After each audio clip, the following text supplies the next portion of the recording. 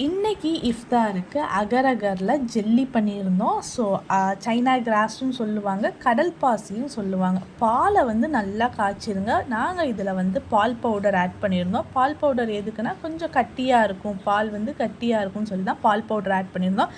இந்த அகரகரை குட்டி குட்டி பீஸாக கட் பண்ணி அதையும் நல்லா சுடுதண்ணியில் நல்லா வேக வச்சுருங்க. வேக வச்சுட்டு பால் நல்லா காய்ச்சின பாலில் இந்த அகரகரை ஆட் பண்ணிடுங்க. ஆட் பண்ணிவிட்டு பால் காஞ்சதுமே நம்ம ஆஃப் பண்ணிடலாம், அடுப்பை ஆஃப் பண்ணிடலாம். நட்ஸு எல்லாத்தையும் எடுத்து கட் பண்ணி வச்சுக்கோங்க குட்டி குட்டியாக. Vanilla essence, rose milk essence தான் இதுக்கு வந்து நாங்கள் ஆட் பண்ணுறோம். சுகர் வந்து ஆட் பண்ணிக்கோங்க. பால் காஞ்சதுமே நம்ம அடுப்பை வந்து ஆஃப் பண்ணிடலாம். ஆஃப் பண்ணிவிட்டு இந்த எசன்ஸ் எல்லாத்தையும் ஊற்றி நல்லா மிக்ஸ் பண்ணுங்கள். மிக்ஸ் பண்ணிவிட்டு சுகரும் சீனியும் வந்து ஆட் பண்ணிக்கோங்க. வேறு எதுவும் உங்களுக்கு ஃப்ளேவர் வேணும்னாலும் ஆட் பண்ணிக்கலாம். ஸோ இப்போ வந்து நல்லா கொஞ்சம் ஆறுனக்கப்புறம், பால் வந்து ஆறுனக்கப்புறம் நம்ம ஒரு பவுல்லையோ பிளேட்லேயோ ஊற்றிட்டு நட்ஸ், நம்ம கட் பண்ணி வச்சுருக்க நட்ஸ் எல்லாம் மேலே வந்து ஆட் பண்ணிடலாம்.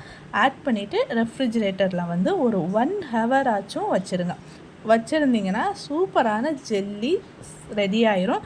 இது உடம்புக்கும் நல்லது. ஸோ நம்ம சேனலை சப்ஸ்கிரைப் பண்ணுங்கள், லைக் பண்ணுங்கள், வீடியோவை ஷேர் பண்ணுங்கள்.